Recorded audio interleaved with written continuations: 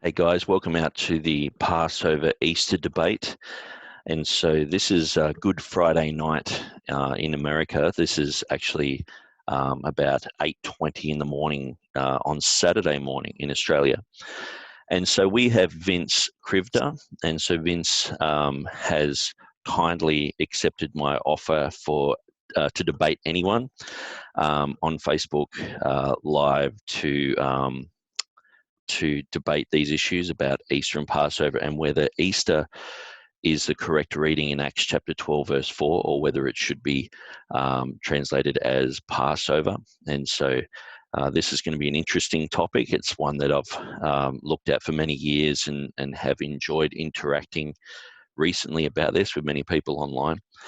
And so we were going to go live, but it just seems like I think everyone is streaming at the moment, and there's so many churches that are doing new live things, and so it just seems like the internet is clogged up, or Facebook seems clogged up.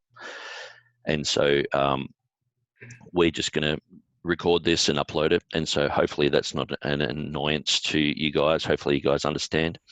And so I'm just going to introduce Vince, and Vince is going to tell us a bit about himself and what he's doing. And so, hey Vince, how you doing? I'm great. Great to be here, Nick. Thanks for having me. This is really exciting for me. I've been looking forward to this. I'm Vince Krivda from Columbus, Ohio. I do art as a living right now. Since I do it to music and live performances, there's not a lot of work that I'm getting right now with that. But nonetheless, I'm still in school. My undergrad, I went for philosophy. Now I'm getting an MBA right now. I'm married. I have a daughter named Lucille. So it's just good to be here and to talk about it. I'm going to be coming at this from an approach where I hold the TR for the New Testament. I give that priority, but I still prefer the King James Version. I prefer that as an English translation. I don't think that we need to change that or anything. But hopefully this discussion, I'll be able to explain myself a little bit more. Also, I'm going to be approaching it more from a regulative principle of worship, where I'm not too excited about celebrating Easter as its own special holiday. So I probably will give a little insight into my perspective in this. Okay, thanks for that, Vince. So I'll just let you guys know a little bit about myself if you don't know. My name's Nick Sayers and I live in Australia, and I've been interested in these type of issues for many years now, for probably about 15 to 20 years. And so I wrote an article about Easter back in 2005, and at the time I actually approached this to prove that Easter was a pagan festival. So that's what I believed back then. And so after studying, just jumping on the internet and reading everything I could, I came to the conclusion that Easter wasn't a pagan festival. And I think that's going to be one of the interesting things about this debate, is usually that's the weeds that people get caught up in, is that Easter is a pagan goddess. And so lots of people believe this. I used to believe it. You know, there's not that many people who haven't been affected by that teaching. And so whether it's James White or D.A. Waite, or, you know, there's just so many people who have been affected by that teaching. And so it's good to actually come out of those weeds. And so we're actually debating on a little bit higher ground here, where we're looking at the meaning of Easter, and we're looking at the meaning of Passover and how that relates to us. And so I'm looking forward to this debate. And so just recently I recently published a book about Revelation 16:5 and the Triadic Declaration. And so that book, if you search around on the internet, you can probably get a free PDF of the draft of that online. But if you want to buy the book, it's available on Amazon. I think it's about $15 US. I've sold, I think, 15 so far. So that's pretty good. And so that's basically just describing in the book of Revelation, where it has the words shalt be. these words in Beza's 1582 Greek New Testament were changed from Hosios to Esomenos, and so that was what we touched on in my recent debate with Stephen Boyce. That was a couple of months ago. We talked about that, so that's online if you want to have a look on YouTube. Just type in Revelation 16:5 and debates and things come up, and I've talked at length with many people about this, and James White's done a dividing line program on this, and so that's sort of where I'm at. I believe that the reading in Acts chapter 12 verse 4 should be Easter, and so yeah, it's going to be interesting to go through this debate, and I'm really looking forward to that. And so I'm going to go first because I've made claims, and Vince is going to examine those claims. So I'll go first, and so the structure is going to be I'm going to jump on for 10 minutes, and then Vince is going to jump on for 10 minutes, and then we'll have 10 minutes of rebuttals each. And so, and then after that, we'll have 5 minutes each of questions and answers and things like that, and then 5 minutes of closing statements. And so it's just a rough format, and so we might go longer, we might go shorter, just on a few of those little bits, but that's just to give us a bit of a guideline. And so I'm going to go first, and so I'm going to start my little clock here and open my page. Okay, so I'm arguing that the word Easter, obviously it doesn't mean a pagan festival, but what does it mean? I believe that Easter specifically means the resurrection, specifically the resurrection of Jesus Christ. And so I'm just going to read from my first article that I wrote back in 2005. And so William Tyndale was a brilliant scholar and was the first to incorporate Easter in an English Bible. He also invented the word Passover. William Tyndale translated and printed the New Testament in English and the first 5 books of the Old Testament between 1525 and 1535 in Germany and in the Low Countries while in exile. He was the first person to ever print an English translation. He worked from the original Greek and Hebrew texts at a time when the knowledge of these languages in England was rare. And so he was educated at Oxford and Cambridge and was very skilled in Hebrew, Latin, Italian, Spanish, and French.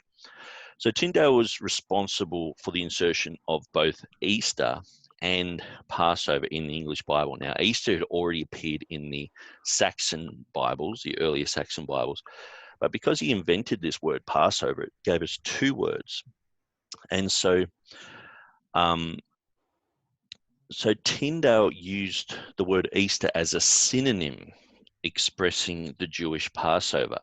So he never associated it with a pagan festival or anything like that. No one in the Reformation associated Easter with a pagan goddess. There might have been the odd person here and there who tried to connect it to Bede, but basically it's a synonym for Passover. So basically from the time that Tyndale wrote his New Testament all the way up until around about the King James Bible, I believe there was a time of roughly about 85, 86 years where the words Easter and Passover were synonyms, they were synonymous. And so we see that when we go through the old Bibles, when we look through the Coverdale Bible, the Bishop's Bible, we see that the word Easter is used sometimes for where in the King James it says Passover. So why did the King James translators put the word Easter in Acts chapter 12, verse 4? So basically the argument is that 29 times the word Pascha appears in the New Testament, in the Textus Receptus, and 28 of those times it's translated as Passover, but only once it's translated as Easter in Acts chapter 12, verse 4. And so you get a lot of people saying this is an error in the King James Bible, that they overlooked things. And I think with all due respect, the King James translators were very good translators. They're up there with some of the greatest translators of the Bible ever in any language. And so I think, to charge them with goofing, some people are like, oh, it's just a goof, and they just slipped on a banana peel sort of thing. But then there's another argument that says, Easter and Passover up until that time were basically synonymous. So what they were doing was they were just using their creative ability. They were able to use the word Easter. The Bishop's Bible used it a few different times in a few different places, and so that's all they were doing. But my argument is, this is what I've been basically debating since I did this study in 2005.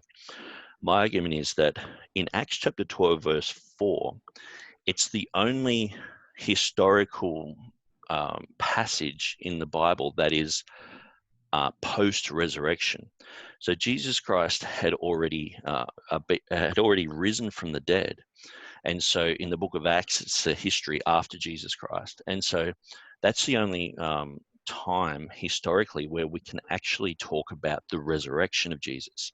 And so when we go into the Greek language, if I was to go to Greece today and just say, so what does the word Pascha mean? They would say, oh, it means Easter. And so this has always been the case in the Greek language. If we go back to the early church writers, when they were talking about the Easter controversies, which was a pretty big debate in the early church, when they talked about the celebration of Easter, they used the word Pascha. So basically, Pascha in context defines what it means. And so if I was to say to someone in Greece, the Jewish Pascha, they would understand that as the Passover. But if I said the Christian Pascha, they would understand that as Easter. Or I don't even have to say the Christian Pascha. I just say Pascha, and they understand that as Easter. And so I believe that was the same all the way through. And I think after Jesus rose from the dead, the Passover celebration, which is the old shadow and type, has been done away with, and it's been fulfilled by the Christians now celebrating the Lamb of God, which is obviously not a Passover lamb, but it's Jesus. He died the same hour that the Passover lambs were killed in Israel. And so on the 14th of Nisan, when Jesus was dying on the cross, the Passover lambs were being killed all over Israel. And so Jesus became the Passover lamb, and the Old Testament, the things of the law and things like that, they have passed away in a sense where they've become redundant because the fulfillment is here. And so Jesus, the fulfillment, he is the Passover lamb. So it's interesting that I'll just read a quote from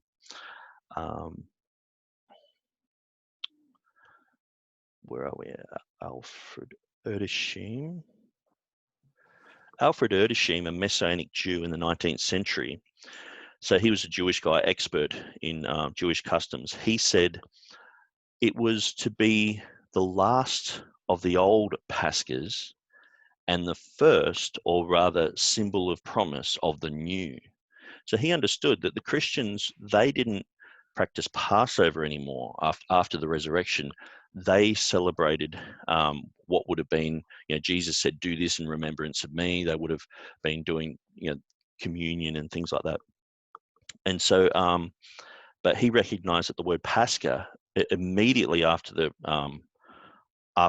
resurrection, it means something different. It means the fulfillment.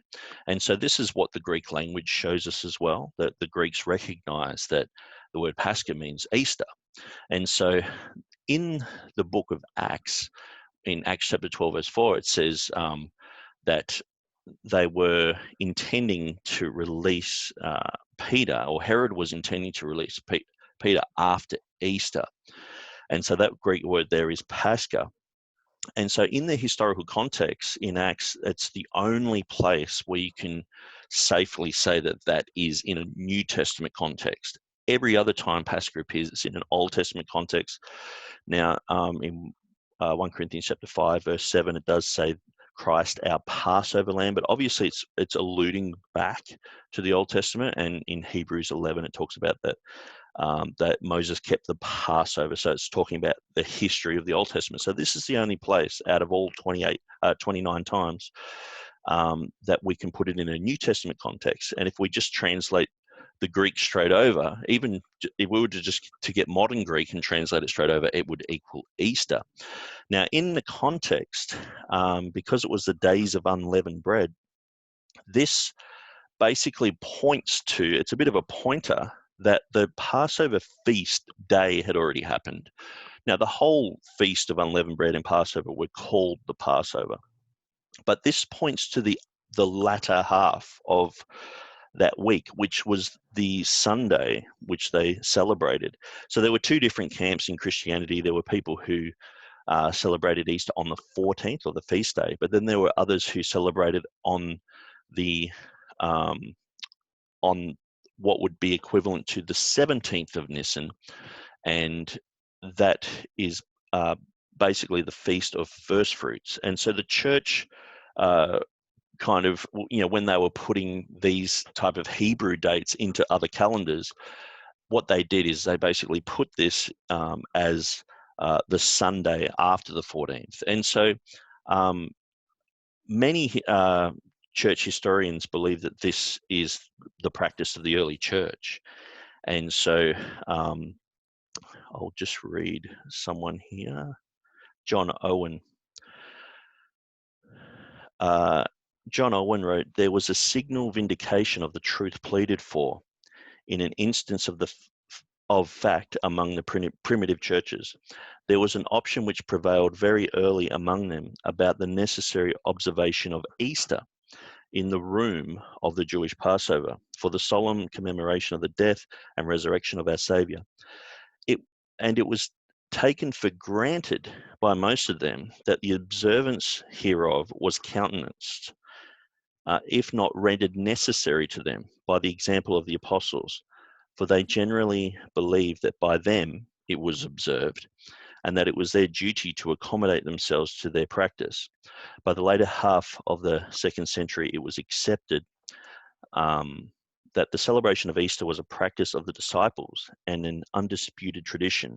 That Easter was to be observed by virtue of apostolic tradition was generally granted by all."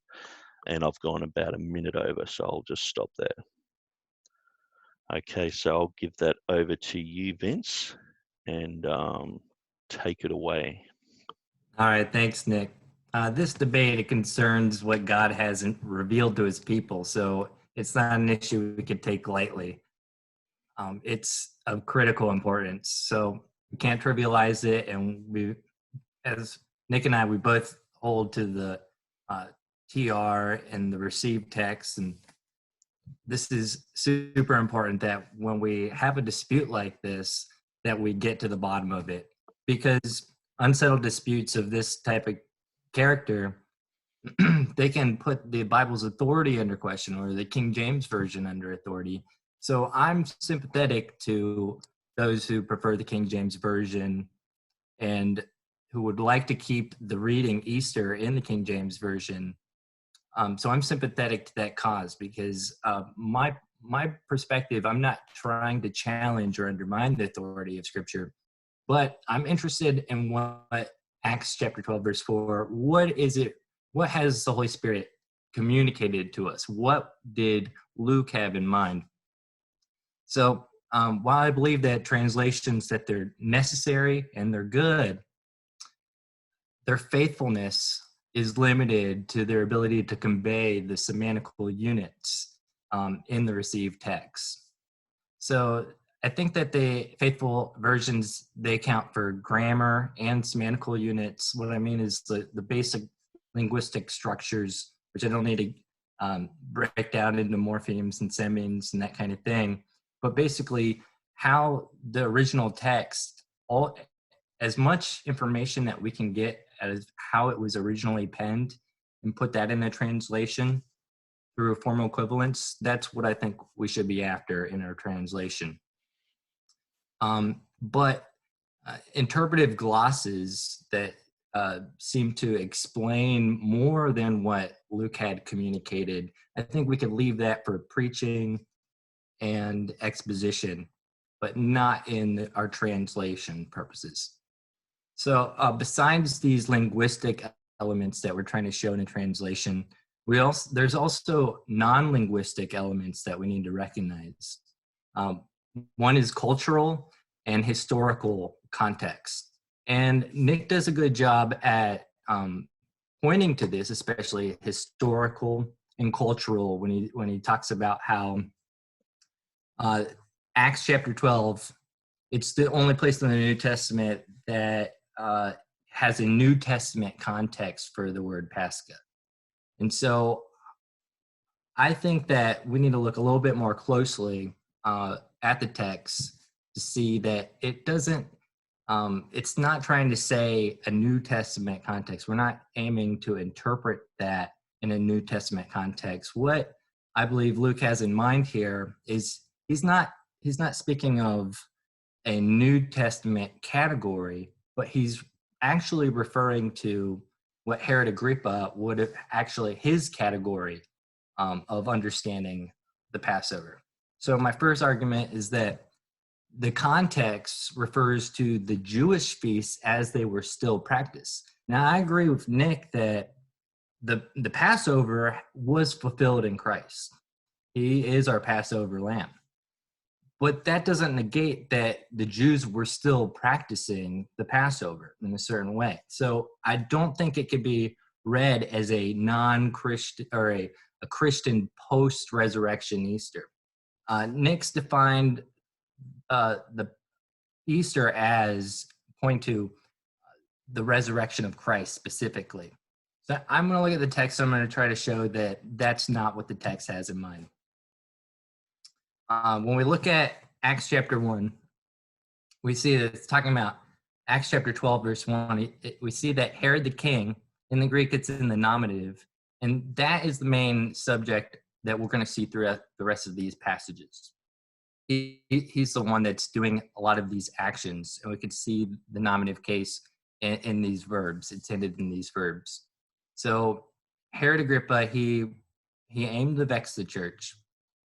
First he went after James, son of Zebedee, and then he wanted to go after Peter. And now in verse 3, King James Version, it introduces a parenthetical phrase. It says, "Then were the days of unleavened bread." And we know it's parenthetical because when we look closely, the seeing, that's the main verb. And then when we get to asan, it's in the imperfect. So that is showing that it's parenthetical. And it said, and he saw that it pleased the Jews, and he proceeded further to take Peter also. So he has to explain, why didn't he just also slay Peter? He had to put him in prison, it says in the next verse. It says, when he apprehended him, he put him into prison and delivered him to 4 quaternions of soldiers to keep him, intending after Easter to bring him forth to the people. So the person doing the action in all these is Herod. It says that he was seeing in verse 3 that seeing was done by him, the arresting was done by him, and the auxiliary verb that he put him into prison. And then intending, bolomenos, that word for intending, he wanted to keep him into prison.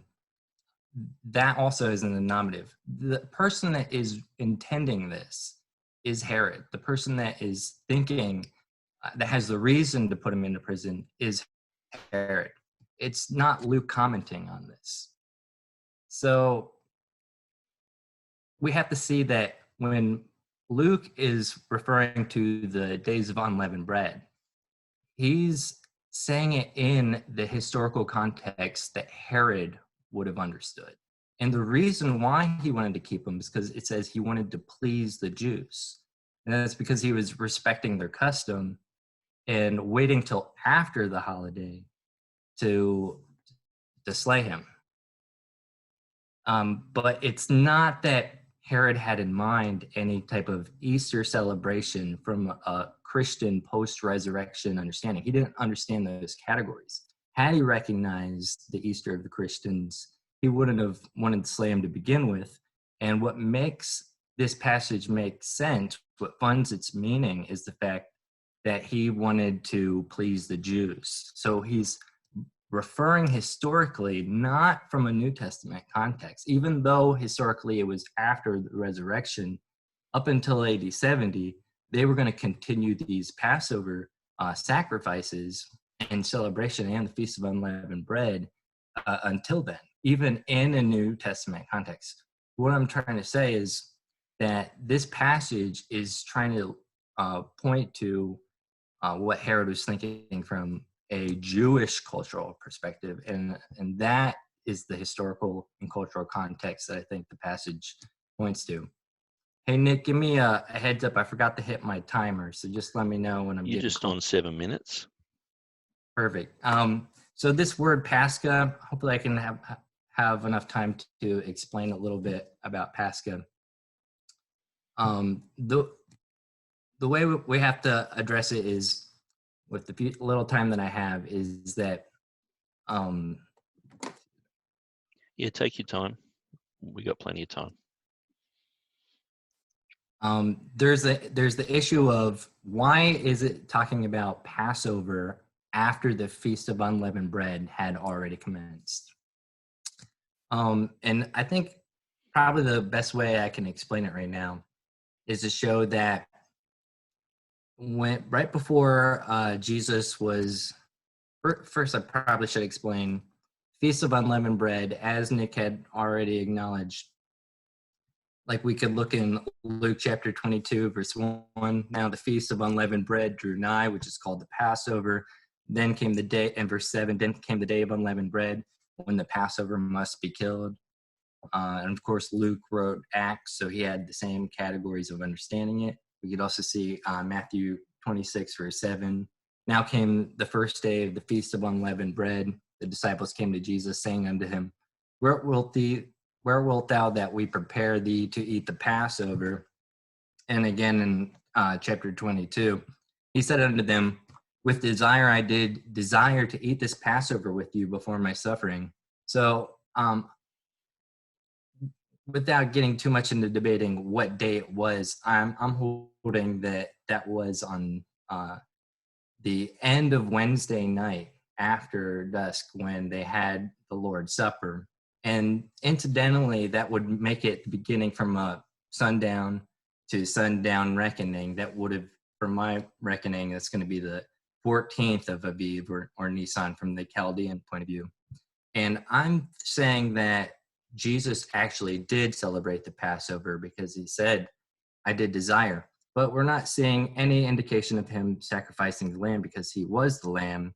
And it wasn't yet time for them to sacrifice the lamb in the temple services, as we could see in John chapter 18 and 19, where the Sadducean Jews, they still wanted to prepare the sacrifice, or still wanted to celebrate the Passover after the first day of unleavened bread had commenced. So I think that is what is being talked about, and we could get into that a little bit closer. I think I'm nearing up my time, and I'll yield for Nick to do some rebuttal. Okay, you yielded 2 seconds. That was pretty good. Yeah, so just before, I'll just, because I'm sort of doing moderating here, I just sort of just share with the people that there is a lot of debate about what day Jesus died on, because a lot of people might be watching this debate and they don't understand these issues. Some Christians say that Jesus died on Wednesday evening, or probably about between 3 o'clock and 6 o'clock. That he died on Wednesday. Others believe he died on Thursday. I take this position, and some people believe that he died on Good Friday. And so I was chatting recently with Stephen Boyce online, and so I recently had a debate with Stephen Boyce, and we were just chatting about these things because he seemed to come up with the same concept that I did. But I think these are some interesting issues, and I think these are things that need to be cleared up. And it's I meet lots of people, like say the guy who originally did my Easter article back in 2008, Philip Powell. He had the Wednesday view, and so he didn't want me to put too much information in my article about that, and so I limited it and basically just said Jesus died on a Thursday and just sort of left it at that.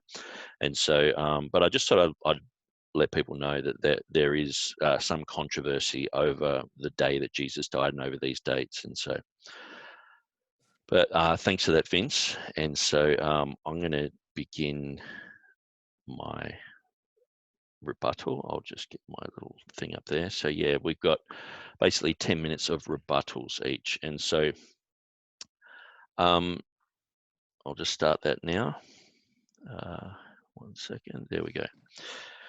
So I understand that the context of what Luke's writing about is talking about Herod. And so Herod, he's vexing the church, he's pleasing the Jews, he's putting Peter in jail. So it's all, Herod is the main person in that context. But I think one of the things that needs to be taken into consideration is Luke, the author. And so Luke, and all the Christians of that era, especially the disciples, they would have been faithfully practicing the Passover. They would have eaten Passover with Jesus himself, and over the years of this ministry, they're doing the Passover, and then all of a sudden, the year after the resurrection, they're like, what are we going to do? And I was actually thinking about this recently, that they actually had a fast, like, because I was looking into the whole thing of Lent, and obviously there's the Catholic overtones of Lent that are in some churches, and I think it was one of the reformers. They had this issue with eating sausages in the Reformation, and so they were brought before the local council, and this sort of sparked a whole reformation in one area. I think it was Wingley, with the sausage affair, which is a pretty interesting thing. And so because the churches had practiced Lent and they'd been fasting for many, many years. So this is a Roman Catholic tradition. But I was thinking that a lot of people say that this does go back to the apostles. And I thought, if they were fasting before the resurrection, this meant that they weren't eating the Passover lamb. They were deliberately fasting through that time, which is quite interesting. It's a bit of a statement against the Jews, like, we're not going to eat this Passover lamb. We're fasting, and so that's just a bit of a rabbit trail. But I just thought I'd mention that. So with Herod, Luke, he's writing about Herod, but he has every year since he's become a Christian, or I'm not really sure about Luke, the story of Luke, but I'm pretty certain that he became a Christian afterwards. After he wasn't hanging around the disciples or anything like that. And so he would have been practicing this celebration, or the Christian Pascha, and they wouldn't have been doing it like the Jews. And so I'm sure there was maybe a little bit of overlap, but after a few years, they're like, we're celebrating the resurrection. And this is what certain historians, like say Alfred Erdeshim, he's basically saying that it's the fulfillment Pascha. So you got the Old Testament Pascha, then you got your New Testament Pascha, and so all the Christians would have been celebrating this New Testament Pascha. And so Alfred Erdeshim also said, from that Easter day onwards, the church must, even with special institution, have celebrated the weekly recurring memorial of his resurrection, as that when he breathed on the church the breath of new life and consecrated it to be his representative. Thus, it was not only the memorial of his resurrection, but the birthday of the church, even as Pentecost was her baptism day. And so for all the Christians, their this time of Passover is nothing to do with the Jews anymore. They're celebrating their Easter, and I don't think they would have had the eggs and bunnies and things that we have today, but they would have been talking about the resurrection. They would have been talking about the fulfillment of Christ as the Lamb and all that. There would have been a lot of overtones. And so that's the perspective that I'm coming from, is Luke is celebrating this Pascha, this feast, and it comes time for him to write about Herod, and he's writing from his perspective. And so he's writing, okay, Herod was intending after the Passover. And so it helps for people to know that in the early church, the Passover celebration and Easter were basically in the same week. So it's basically the exact same feast. It's like having a coin. You got one side of the coin's got heads and one side's got tails. Easter and Passover are basically, one's written on one side of the coin and one's written on the other. They're the same thing.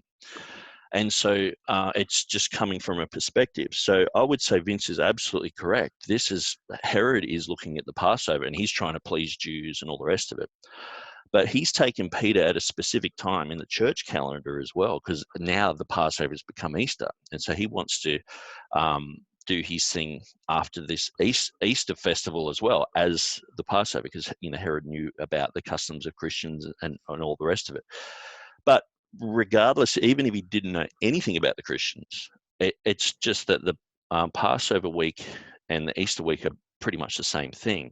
And so then it just comes down to Luke writing this. He is fully saturated in the understanding that Easter is, or Pascha is the celebration of the death, burial, and resurrection of Jesus Christ. He's the Lamb of God now. So he's got that in mind when he's writing. And so putting them with the days of unleavened bread, I think what that does is it points to the latter half of the feast. So the first half of it, the 14th, the feast day, is usually, people celebrate Passover on the 14th, but the whole week can be called the Passover. But some Christians were celebrating on the 14th, but most were celebrating on the Sunday afterwards.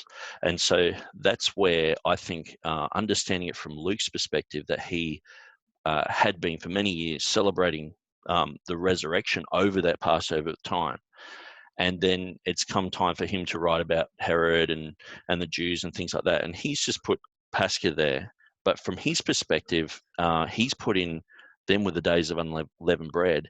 And so this is pointing to the readers that this isn't the feast day. This is to do with the latter part of the feast, which is the celebration of the resurrection, which is pointing to the Feast of First Fruits. And so that's what I think there, when we're looking at whether it's coming from like Herod's perspective or Luke's perspective. And so but there is another thing that in the New Testament, say John, when he's writing about the Passover, he actually calls it the Jewish Passover. So in John chapter 2, verse 13, it says, "And the Jews' Passover was at hand." And so in the Greek, that would be the Jews' Pascha. And so he also says that in John chapter 11, verse 55, "And the Jews' Passover was nigh at hand." If there wasn't,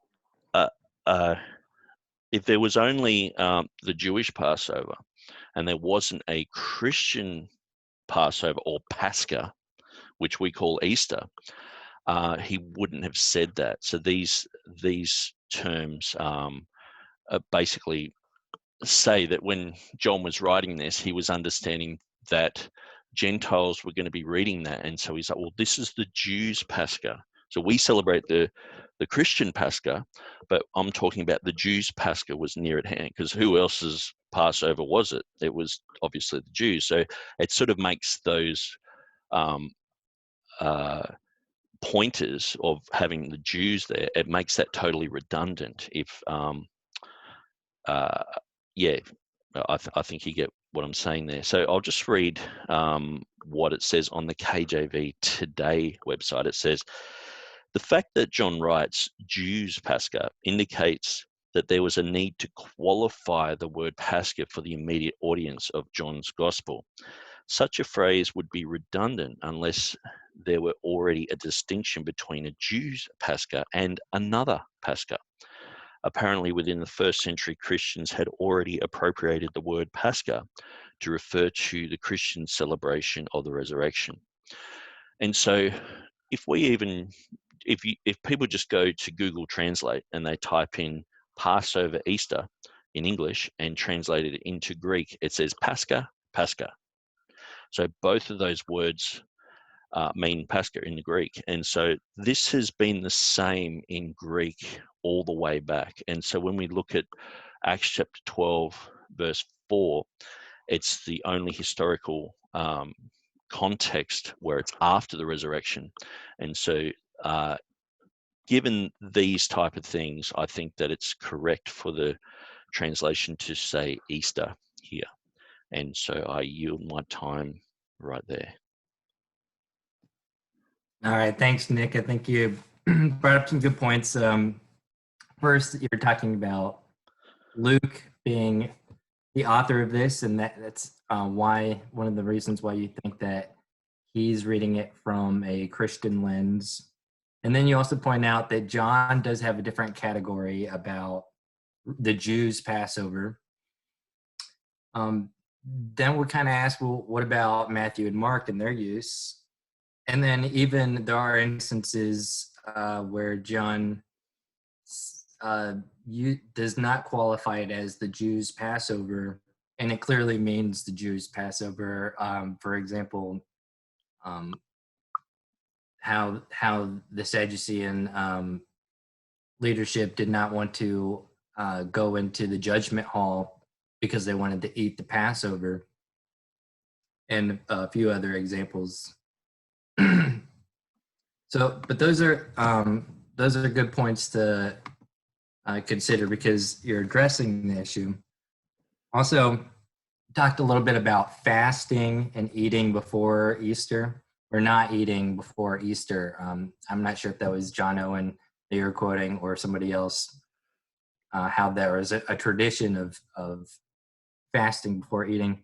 It kind of makes me think about 1 Corinthians chapter 11, where they're talking about the Lord's Supper, and Paul admonishes them because there were some people that would be, it was like they were eating what wasn't their share, and there was some division in the haves and the have-nots. And one of Paul's admonishment was that, well, let them eat before they go. Let them eat. And then also reading 1 Corinthians chapter 11, it's not a sure and fast case, but one gets the impression that if it were just a yearly celebration, he might not, it doesn't seem to support how he heard something about this practice that was going on. It would have been like, I heard the last 2 times you celebrated, this happened, so no more after this. But I don't see it quite there.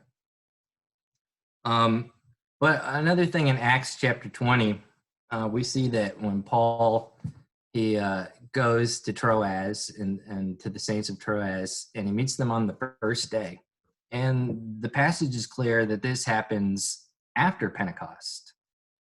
And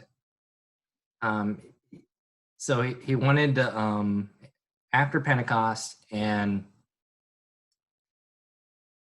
he wanted to make sure that on that first day when they were assembled, there's mentioning of the breaking of bread.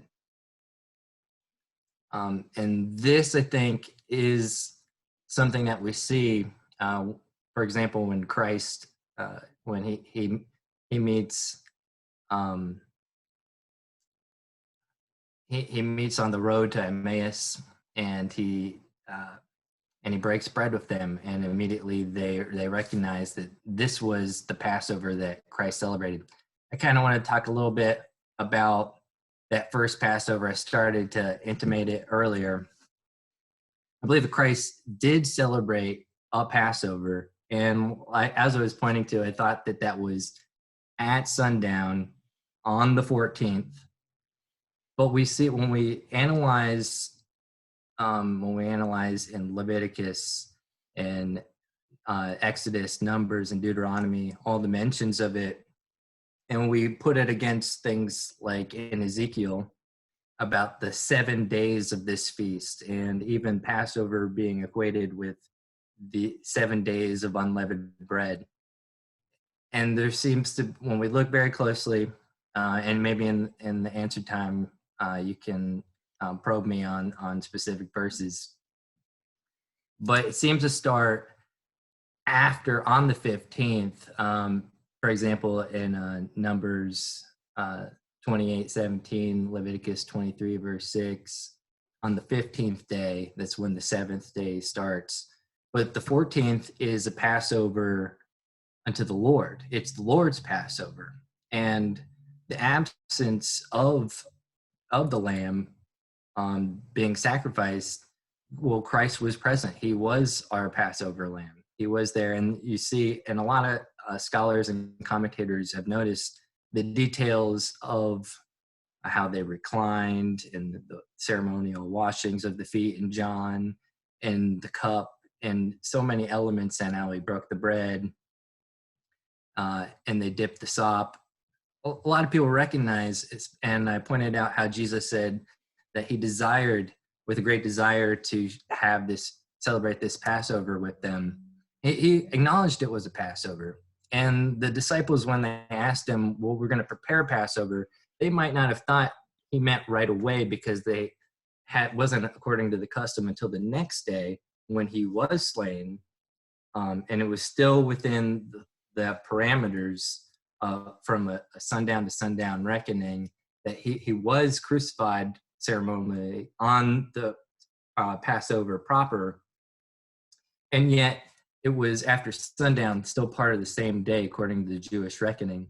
He was celebrating it just with bread and the elements of the bread and the wine. And I think that's significant because that is the basis for the Lord's Supper. And the Lord's Supper is how we practice the Passover. And I think when we look at the early church fathers and the early church and the New Testament, I gave an example already. The Lord's Day, and yes, they were all over the place, the early church fathers, and how to practice it. And when it came down to celebrating an Easter, we see that was one of the big debates. Well, when do we do it? Should we look at an astrological reckoning? How do we calculate which day? Is it Feast of First Fruits, as you suggested, or on the 14th of Nisan?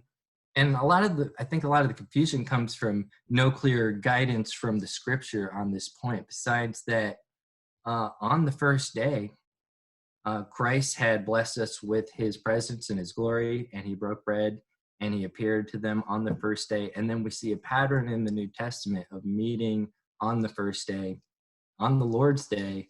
And I think that is the guidance.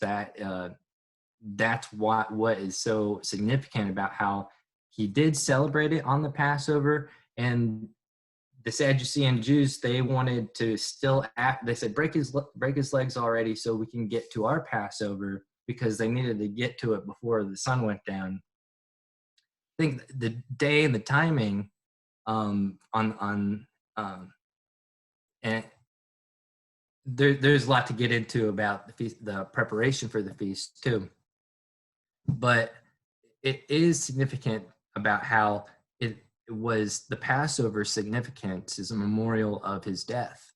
And you suggested that it's a memorial of his resurrection. And that's great too. But when I look in the lexicon, the next word is Pasco, which means the supper. And I think that a better reading than Easter would be one that reflects what Luke had intended to preserve, the Pesach, something that he didn't change. He didn't use a different category than Matthew or Mark did, and that's a novel idea that maybe there was a category. You just had to qualify it by saying it's of the Jews, the Passover of the Jews, to distinguish what Christ celebrated before he died and what the Sadducees and the Pharisees wanted to celebrate after he died, because they had a different reckoning of time. There's a lot to go into there too. I think I just have about another minute. But these Jews of after the Second Temple, they had a different reckoning of time. They were celebrating things a little bit differently. Some of it comes from the Book of Jubilees. We see that there was a day of preparation in Matthew, Mark, and Luke, and that was something that the Joseph of Arimathea and the disciples that wanted to bury him were very concerned about burying him before that time. And then it seems that there's another day of preparation in John, which was that day they wanted to celebrate before that next high day, which that would have been the 15th. Because that next day is that's the beginning of the days of unleavened bread. And then we see on Sunday, Saturday will be the next day. I think that's what the disciples recognized, that not the high day on Friday, but they will also prioritize the Sabbath on Saturday still. And the sheaf offering would be after that, the wave offering, Christ resurrected. Christ's resurrection being more perfectly typified in the waving of the sheaf and the grain, and the Passover more perfectly represented by his death and our memorial to that. And I think I'm just about over, so I think I'll give it back to you. I think we're doing questions now.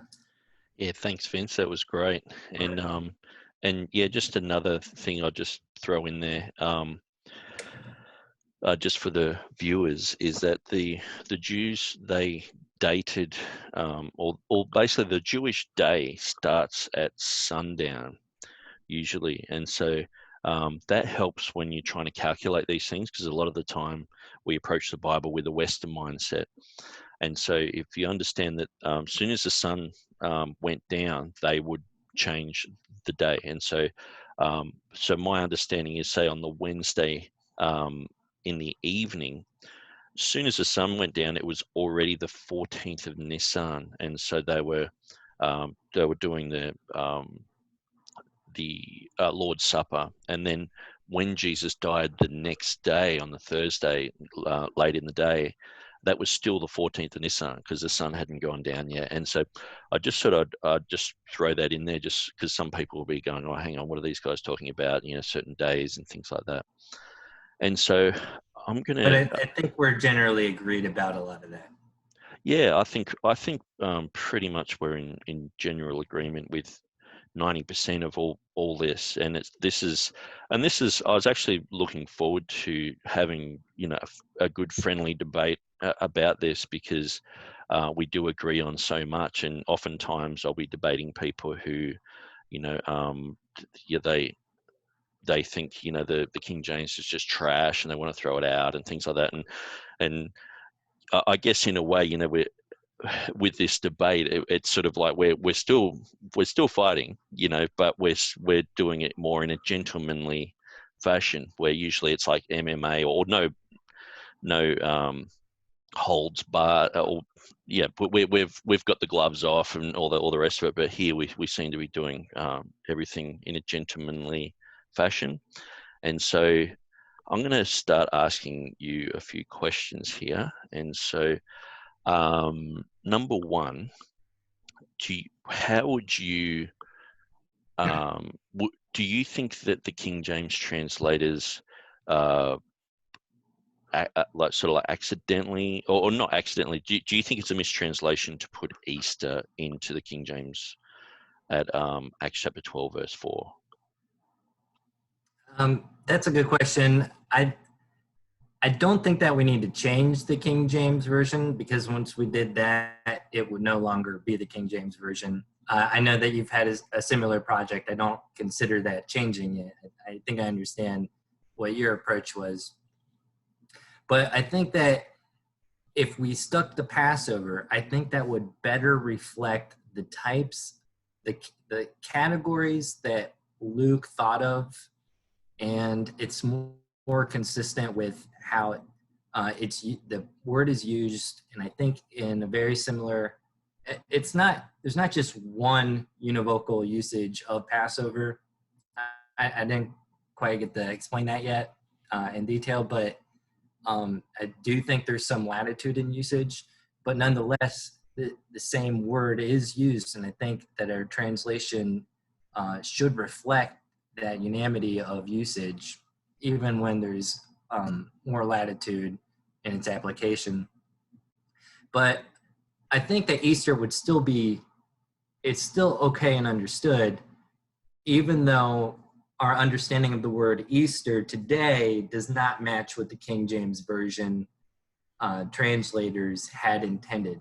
In that cultural time and setting, I think it does mean something different than it does today. And I don't think that I need to hold that against the King James Version translators, or say that cynically that they were up to no good or anything like that. Or I don't think that, I don't approach it as that we need to undervalue what they had in mind. I think that they had something in mind, and I think it matches a lot of what your argument is. That the committee thought that it had something to do with expressing it in a New Testament context, and also using it as a synonym that they could go back and forth. And you start to see less and less than that as Bible editions developed.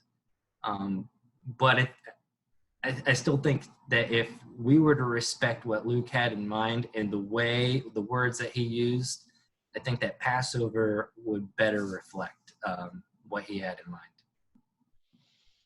Okay, and just another question. And so when the King James translators used Easter, would you sort of think that they were using it as a synonym for Passover, or that they were sort of specifically inserting the celebration of Easter into that, a bit like what I'm explaining about, that it means resurrection and all the rest of it?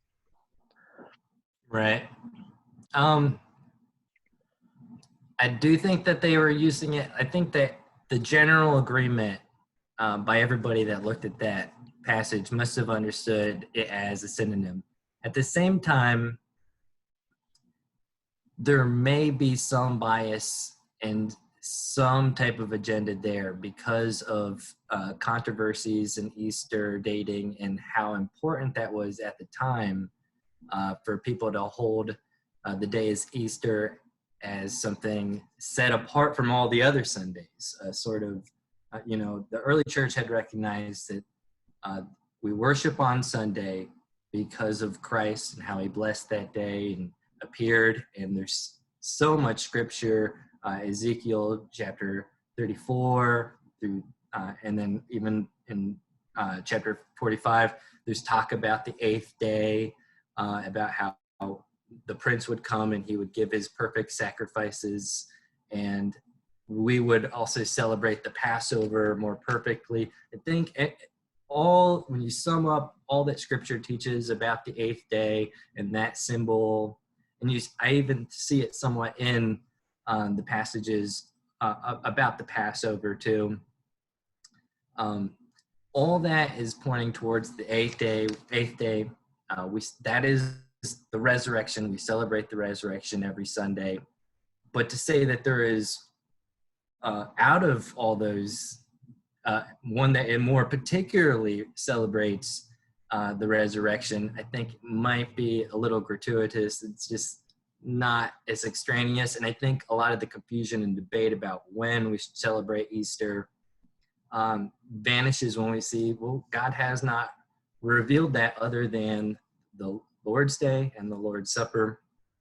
But at the time, during the King James Version, it's not that the agenda was sinister, it's just that is how still the church had understood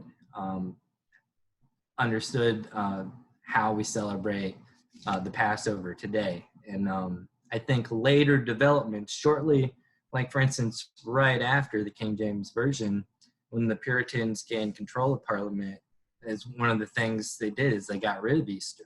So there was tensions and conflict about celebrating Easter even to that time. And I think that's why we see less and less of it in the translation and editions, because there was a shift and just instead of seeing it so much as a synonym, now there was more of an understanding of the Roman Catholic influence, Lent, and all these extra days. And I think there was an antithesis against that in the development of theology and the regulative principle of worship in the Reformation. I'm going over on your time, but if you want to ask any more questions. Yeah, I just thought I'd ask, so with the Puritans and how they tried to ban Easter, what do you think was their main reason for that? Like from my perspective and historical perspective, it seems like all the churches did celebrate Easter. Either the Quarto Decimans who they did it on the 14th, or the other Christians who did it on the Sunday after, or after the Council of Nicaea. They sort of fixed the date. And I'm just wondering, because I actually don't know that much about why they did that and why they tried to stop Easter at that time. So maybe you can explain a little bit of that. When I look at early church writings about the Pascha, about the Paschal meal and the lamb, it's I think it's all over the place. A Roman Catholic would say, hey, it's all about the Eucharist, or from other perspectives, they look at it and they say, oh, see, they're still celebrating the Passover.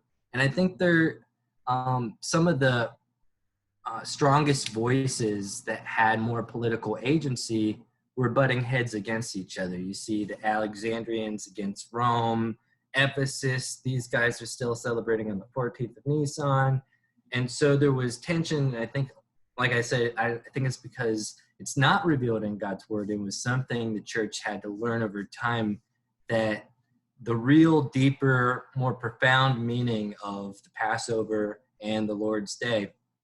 But with the Puritans, like we see it in the Directory of Public Worship, it talks about, well, there's no other day besides the Lord's Day that in after the gospel that is to be recognized. And one of the things they point to that I think is interesting, because it parallels with some of the political conflicts about the ascendancy between different bishoprics as they were trying to get more and more influence. And we see like the councils, trying to impose, well, this is the day we're going to do it. And that is mirrored in 1 Kings chapter 12, where Jeroboam, he wants to institute, instead of having his people go down back into Judah to celebrate in Jerusalem, he says, well, I'll just have them not go so far, and we can have them go near the demilitarized border down there in Dan and Bethel. And what's interesting is he says he changes the day. He celebrates it the next month, where they're to go down and present their sacrifices. And then he uses the language of, these are the gods that have freed you out of bondage in Egypt. And the writer of 1 Kings, he wants to conjure up the image of, because the same thing happened when when Moses was up receiving the commandments from the Lord. Aaron said, okay, the people pleaded that we make an image, an idol. And he says, that these are the gods that saved you out of Egypt, delivered you from bondage. And then it's interesting, he says that he made a feast unto Jehovah, that Aaron ordained one unto Jehovah. And how First Kings connects those two, and then the writer of First Kings, he's trying to impress upon us that this was evil what Jeroboam had done. He revived this calf cult worship, and one of the things at the end of the chapter is it specifies, and he went to add on to and change the day and changing the ordinances. And it's not what they did was out totally foreign out of what God had revealed. So from a Puritan perspective, they look at Deuteronomy Chapter 12, and it talks about when you go into the land, and you're going to see all these other foreign idols, and the way that these other people, these heathen people, how they've worshipped, and you're going to see what they have, and you're going to get rid of all that. There's going to be no monuments left of idol worship. And it says, whatever thing I command to you, summing up everything that he's commanded, he says, thou shalt not add to or take away from. And so the way, from a regulative principle of worship perspective, it's saying that what God has decreed about things of worship, matters of the second commandment, for instance, you aren't to take upon to add to or change, because if you do, you'll be looking like Jeroboam. Well, that's a really good explanation. That was really good. So with the Puritan perspective, and so they would just view that, say, the early church, who, whether they did it on the 14th or whether they did it on the Sunday after or after the Council of Nicaea, they would just say that, look, that's an Old Testament thing. We shouldn't really even have anything. We should just, every Sunday is just Resurrection Day for us, and that's it. Yeah, and I think some of it, it's how you would read. Like I pointed a little bit at Ezekiel chapter 43, and we can't get into the whole chapter. It goes on and on until chapter 45, but it talks about how a more perfect fulfillment in the new temple, and the new temple expositors and commentators and everybody agrees that that's not talking about the second temple period. It's talking about something more spiritual, because even the dimensions exceed the boundaries of the Temple Mount. It's meant to show us something more profound, and it shows how the prince, how he would give these perfect sacrifices all through all week, every day for seven days, and then on the eighth day, let me just pull it out, if I could, real quick. Yeah, no worries. That's good. I'm enjoying this information, because sometimes I do talk to people who are Reformed, and they'll just bring some light, some historical light about England, about the Puritans and things like that. And oftentimes, like say the Westminster Confession of Faith, the Second London Baptist Confession, like those things that say Jeff Riddle talk about, and Robert Truelove, it's really, I guess, opened my eyes to different perspectives, and to why people would hold certain positions, and so yeah, I'm enjoying what you're saying. Yeah, there's probably just a few parts I could pull out, but especially this last verse in chapter 33, in verse 27, it says, and when the days are expired, and it had just talked about how the new priests, the sons of Zadok, and I don't think this is talking about the Sadducees and their rule over the priesthood. This is talking about the new covenant church. We are the priests of God. And it talks about how they would purify the altar and the sanctuary. And I believe that means, from a New Testament, New Covenant perspective, said when these days are expired, It shall be that upon the 8th day and so forward, the priest shall make your burnt offerings upon the altar and your peace offerings, and I will accept you, saith the Lord God. And of course, the burnt offerings is the incense offering, not a meat offering that's burnt. It's the incense offerings that are a savory aroma to God, and the peace offering is the portion of the meal that God would allow the participant to partake in. So it was more than just what the Lord had taken in his sacrifice, but I would say that this is talking about the Lord's Supper. And all the sacrifices that they're talking about all through this chapter and through these next few chapters, it's talking about it in spiritual imagery, using the images from the Old Testament. So those are profoundly fulfilled in the simple ordinances that we see practiced in the rest of the New Testament. And so I'm not saying that, everything in the Old Testament is all over, but there is a great, profound, even though there's discontinuity, there's a profound continuity in the Lord's Supper and the Lord's Day.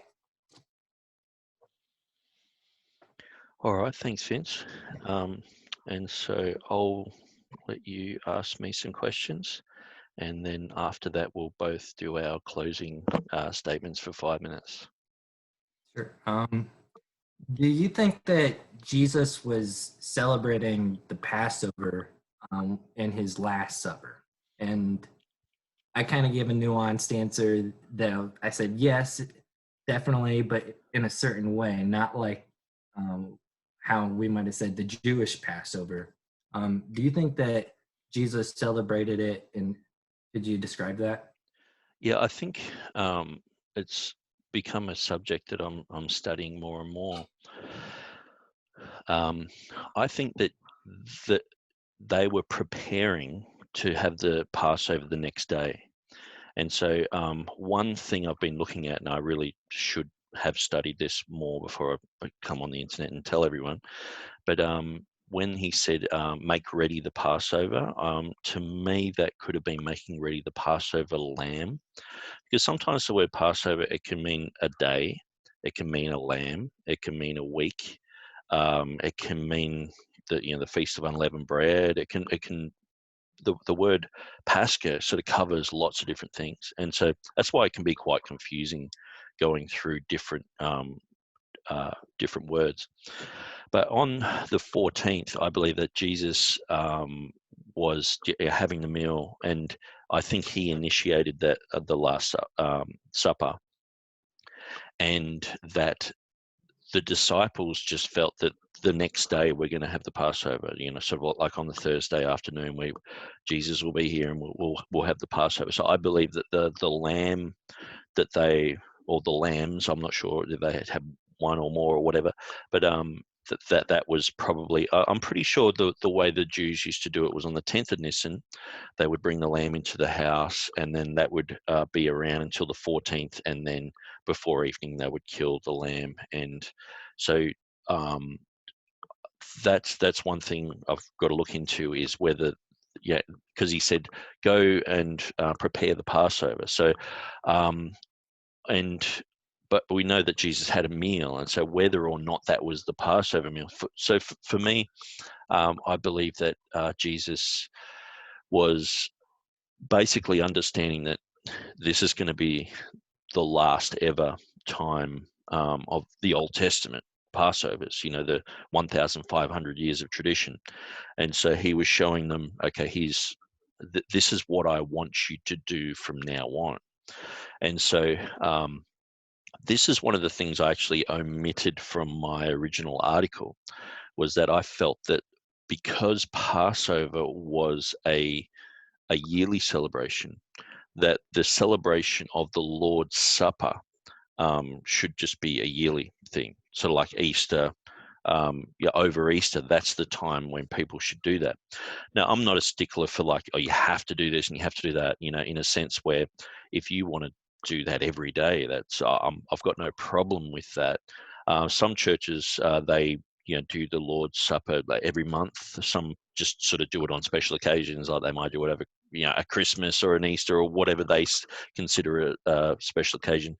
But for me, biblically, I sort of went through everything. I sort of thought, well, because I understand that a lot of the Reformed churches would say, well, this is every week and this is the Sunday, and I've got no problem with people doing stuff every week. I think from my perspective, I guess, being quite anti-Roman Catholic, I would have seen that as a bit of a spillover from the Eucharist, and from you have to have the Eucharist every week. And so a lot of Christians were sort of like, oh, we've got to do it every Sunday. this is just part of what we do.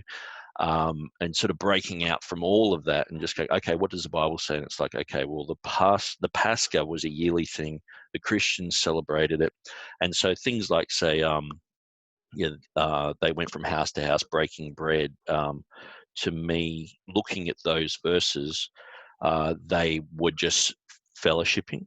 And so I know, so like the Amplified Bible has, they were sort of having communion from house to house, or but sometimes it says they were daily breaking bread, and so that's where a good study of bread and what they did in the book of Acts and the historical context of that, for me, it sort of cleared it up that actually wasn't talking about having communion every week. So that's my perspective on that. Great, thanks. That's helpful. So do you think that Passover then should be, you're saying that is something that, or Easter, Passover or the Lord's Supper is celebrated best, is best celebrated on Easter, right? Yeah, I think we've designated that the Resurrection Day is Easter Day, and for most English-speaking people, it's like, okay, it's Easter, and we understand that's the time to celebrate the resurrection. If we just look at the bog standard English of Wikipedia and we type in Easter, it just says this is the celebration of the resurrection of Jesus Christ.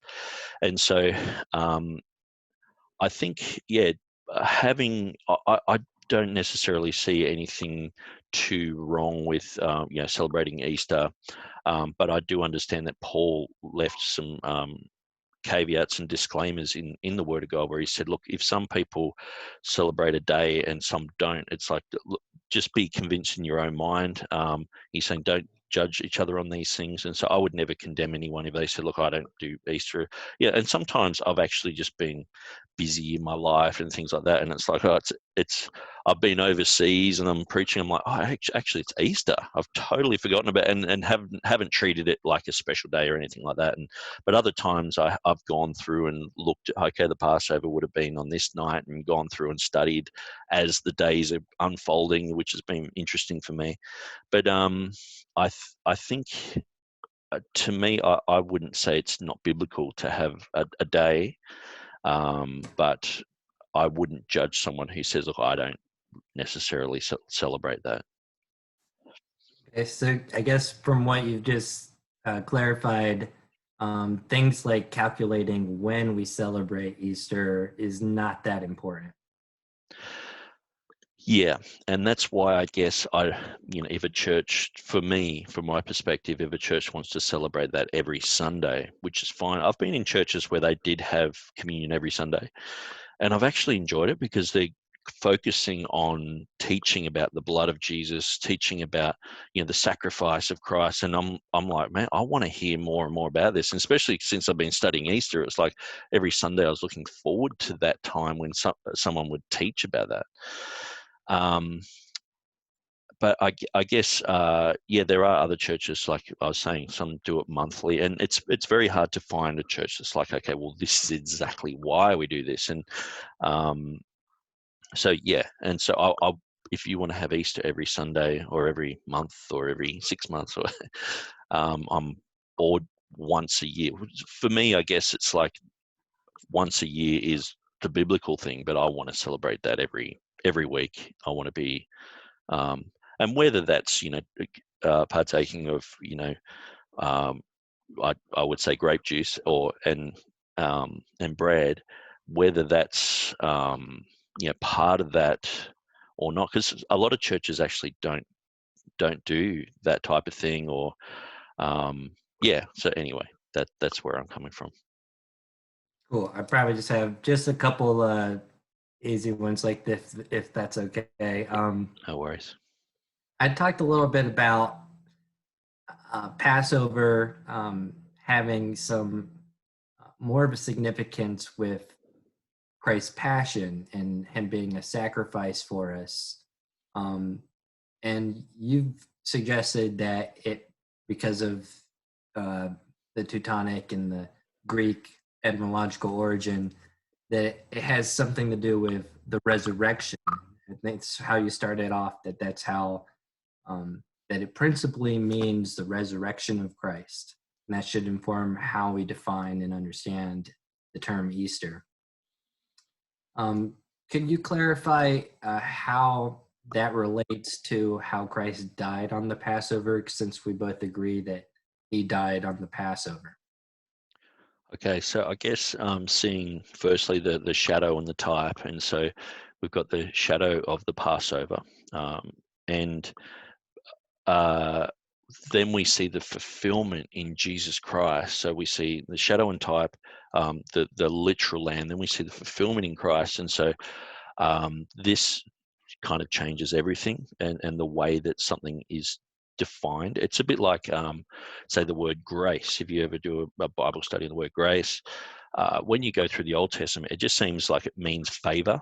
It's like, Noah found grace in the eyes of the Lord. And you go through, and even in the New Testament, when it's talking about Jesus, he grew in grace and favor with men. And, it's like this word grace just means, the favor of God. But when you get after the resurrection, the word grace has 20 or so different meanings. It's the grace of God that gives the gifts of God. The grace of God gives salvation. The grace of God gives you your credit of, or your debts are all wiped by the grace of God. And so this word grace just takes on a whole new life form. So like the word ecclesia, going through from the Old Testament to the New Testament, it's talking about the people in the Old Testament, the chosen of God. And then when we go into the New Testament, the word ecclesia is speaking about the church. There are 3 times in the book of Acts, chapter 19, where it talks about a mixed congregation, and the King James actually uses the word assembly there for the word ecclesia. But I think, yes, some of these terms and words, they do change after the Passover. After the resurrection, I should say. And so when we look at the early church writers, whenever they were talking about Easter or the celebration of the resurrection, they use the word Pascha. And so for me, that's like 6 or 7 centuries of usage of people just saying, okay, let's celebrate Pascha. And so that to me, that defines that word. So they in a sense have redefined it, but they've redefined it because of a purpose, because it's no longer looking back at what the Jews did and how they did it. It's looking at Jesus, and he's the resurrection. And so then when we look at the word Easter in English, Easter, because basically, when you look in England, there wasn't like there was just massive communities of Jews. And so most people just would have said it's Easter because they're a Christianized nation. They're just using that word Easter. It's like, okay, that word means the resurrection for us. So Easter, it was Cruz who said that the word Easter comes from Auferstehung, and so Auferstehung meaning resurrection. So basically you had the word Auferstehung. That was shortened by Martin Luther to Oster, and then Oster and Easter are basically cousin words. So the Germanic and the English are like sister languages, and so there's many things in Germanic that they're pretty much exactly the same in German and English, but just the way we pronounce it is different. And so understanding that the word Easter comes from resurrection, so it doesn't come from the the pagan goddess. It comes from the word for resurrection. But then the Jewish Passover, because when people will be reading the Bible, they have to deal with these people called the Jews in their Old Testament Passover. So they just called it the Easter as well.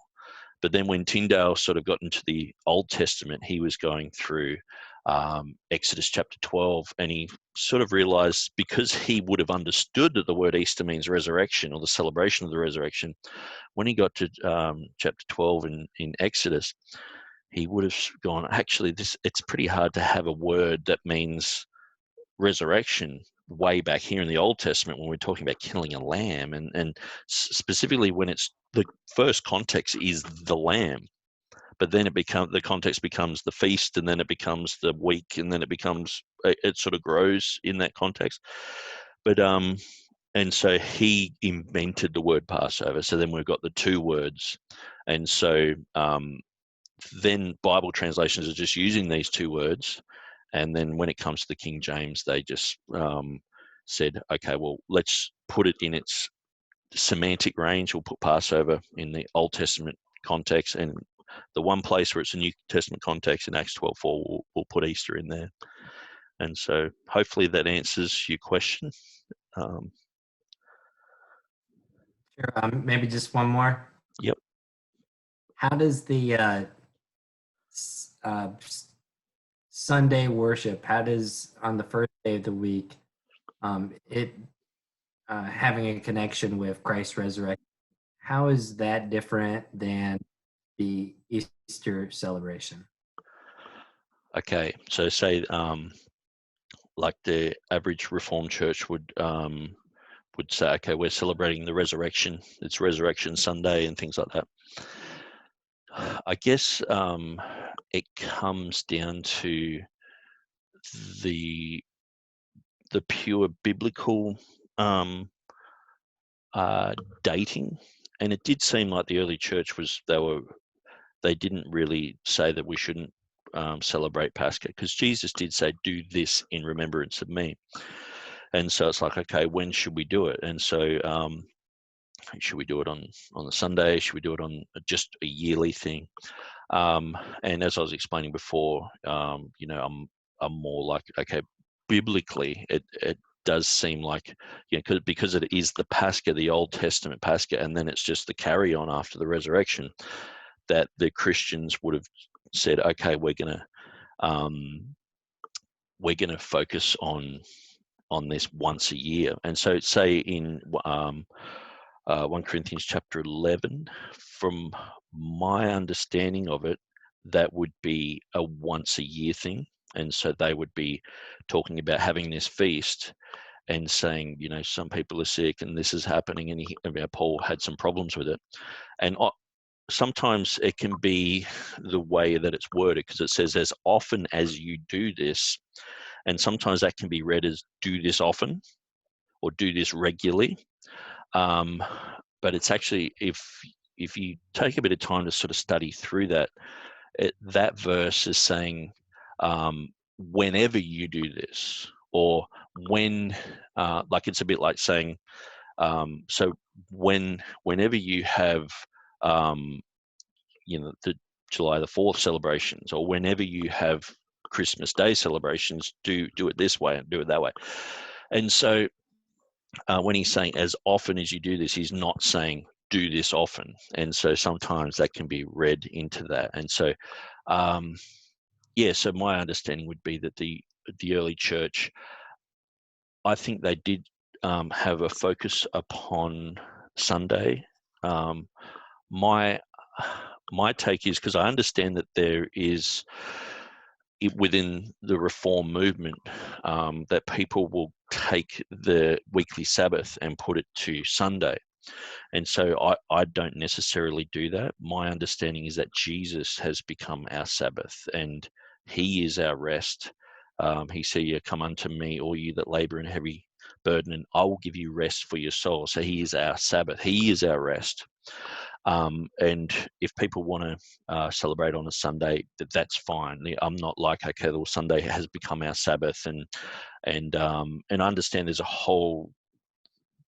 it's almost like every church, basically, that comes out of England had that type of thing where it's like the Sabbath has changed, and even movies like Chariots of Fire deal with that whole subject. The guy has stopped being in the Olympics because they were doing it on Sunday and things like that. Where I was in a church which was a bit like that, but after leaving that church and people were a little bit looser on things, and just my own studies, I was like, okay, well, Sunday it's a day which Jesus rose from the dead, and it's good to go to church on Sunday, and it's very practical.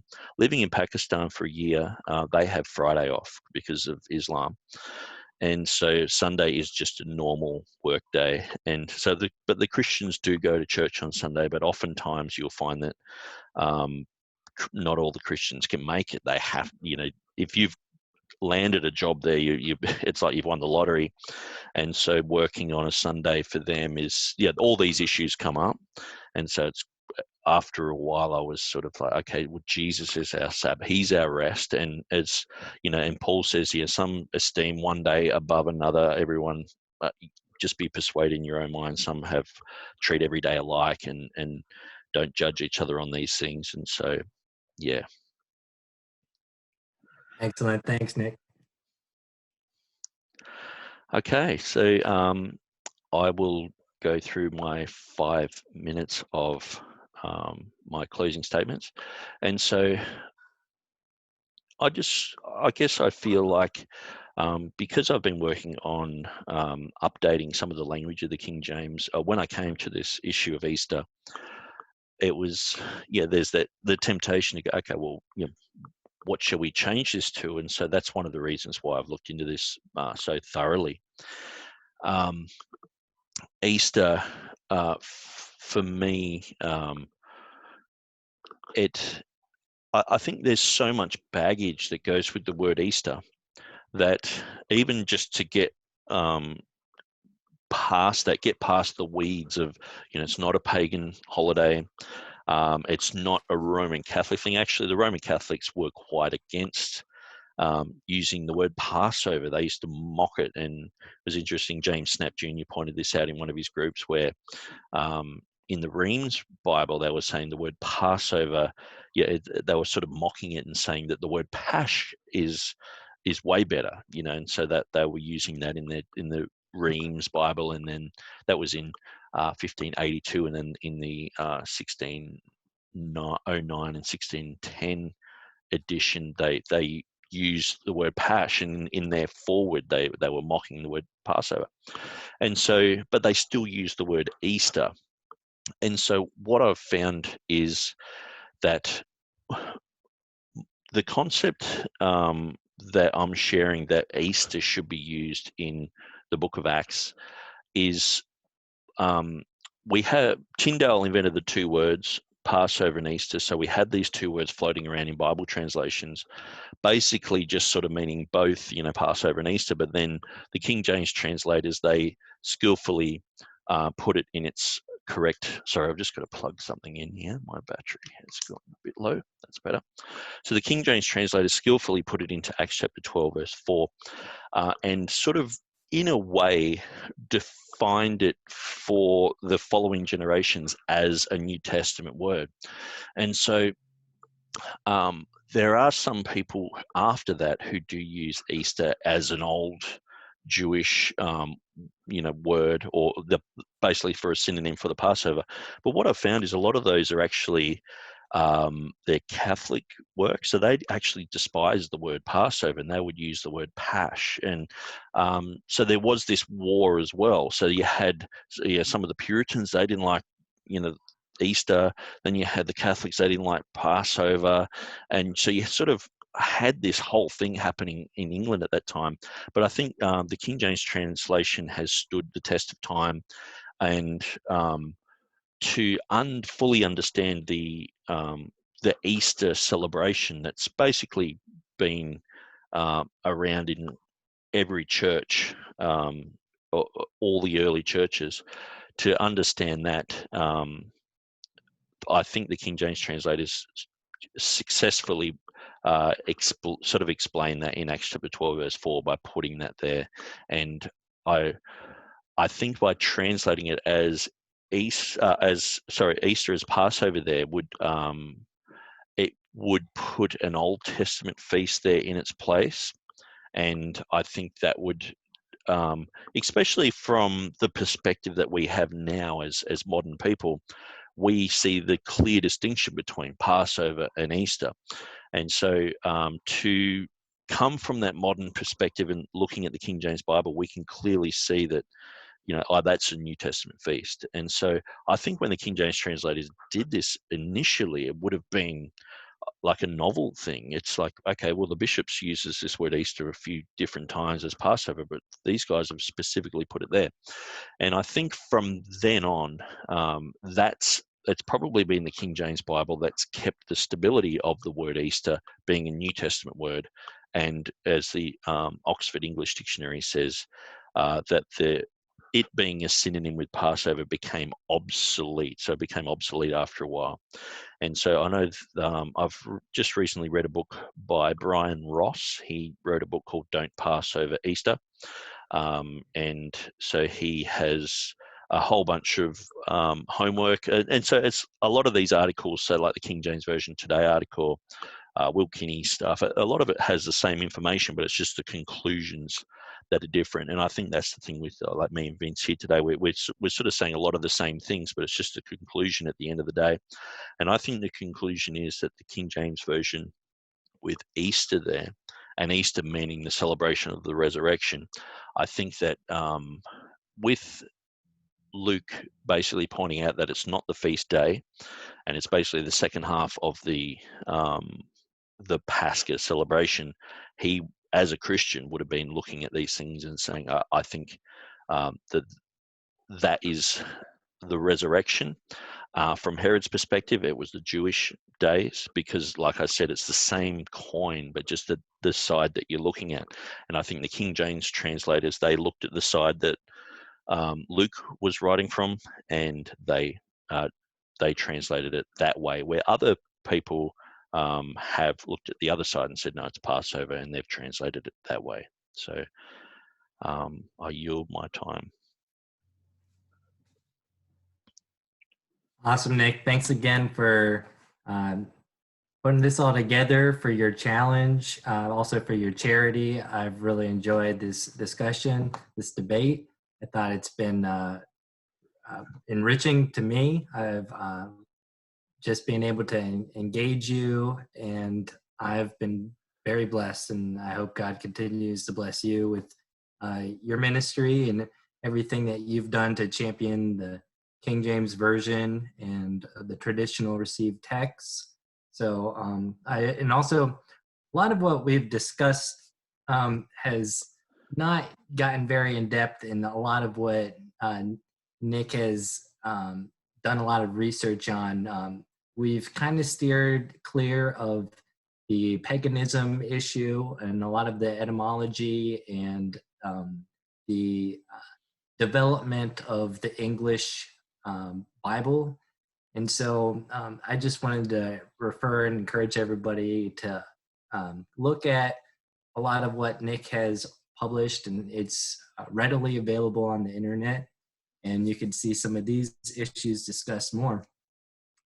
But from our discussion, I think what the matter really comes down to is a question of whether, as I suggested, that Luke is saying that after the Passover, from the perspective and in the categories which Herod Agrippa was thinking, when it says that he intended to keep Peter until after after Easter, after the Passover, whether it was understood in the historical and cultural context of Judaism from that period, or whether, as Nick suggests, that it's from Luke's perspective, and Luke is glossing and interpreting it from a New Testament and spiritual perspective. And that issue demands exegetical scrutiny. I think that This is not something that we could exhaust. Probably, I'm not qualified to exhaust that matter exegetically, but I think that that's where the crux of the matter, that's where it all boils down to, at least from the arguments that we've been putting forward. So, given that, I just wanted to reiterate that I don't think that we need to change the King James Version, or change it from Easter to Passover. However, when it comes time to preach, I think that it's in a preacher's duty to clarify and explain, not necessarily to poke holes in the translation and say, well, they got it wrong, but to make sure that it's understood that Luke is talking about not Easter in a New Testament setting, but he's talking about the time then was the time of unleavened bread, and explain how the Passover could be said to be afterwards by showing how the New Testament writers had that usage. I don't think that it's outside of being conceived that Luke very much was using it in the same way that Matthew, Mark, Luke, as he does in the book of Luke, and even John. I don't think that that's outside of a reasonable understanding of this text, and still recognizing that Luke had a New Testament perspective, but rather he was doing it from a historical analysis of the events. I believe that that is his primary function as the author of this text. That doesn't mean that he does not explain some theological things from a theological point of view also. I think that's also an objective, but at least in this text, I think it's clear that when the reader reads chapter 12, verse 4, that they should read it in the historical and cultural setting that I've advanced. Just want to thank Nick again. I've had a blast, and I hope that this has blessed everybody that has seen it. Thanks, Vince. And yeah, like we said, we were hoping to do this Facebook Live, but it just yeah, the internet just seems to be totally clogged up. And so, but thanks, Vince, for coming on. I'm going to stop the recording now, and yeah, I really appreciate your spirit, and yeah, I appreciate everything that you've said, and it's opened up a few different rabbit trails for me to study, and yeah, I really appreciate that. Perfect. Yeah, this is what this is all about. So, yeah. Okay, cheers, Vince. Thanks, mate.